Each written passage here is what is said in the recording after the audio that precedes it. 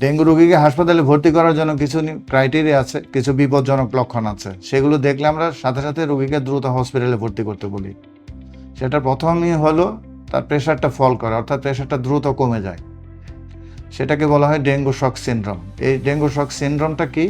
এটা খুব সিম্পল জিনিস, যে ডেঙ্গু জ্বরের আমাদের রক্তনালীর মধ্যে প্রদাহ তৈরি হয়, যেটাকে ভাস্কুলাইটিস বলা হয়।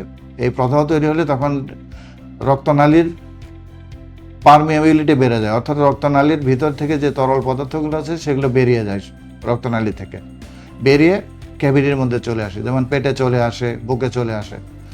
তখন প্রেশারটা দ্রুত কমে যায়।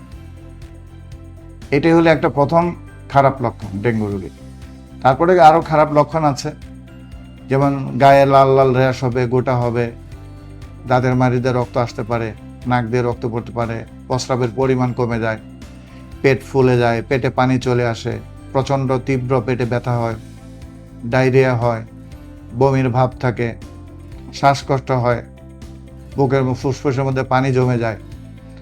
এই সমস্ত লক্ষণগুলো হলে ডেঙ্গুর জন্য ডেঞ্জার সাইন বলে, অর্থাৎ বিপজ্জনক লক্ষণ বলি। এই সমস্ত লক্ষণগুলো দেখা গেলে এক মুহূর্ত দেরি না করে অতি দ্রুত হসপিটালে ভর্তি করতে হবে এবং প্রপার চিকিৎসা করতে হবে। সেরা ডাক্তার, সেরা হাসপাতাল, খাজা বদরুদ্দোজা মডার্ন হাসপাতাল।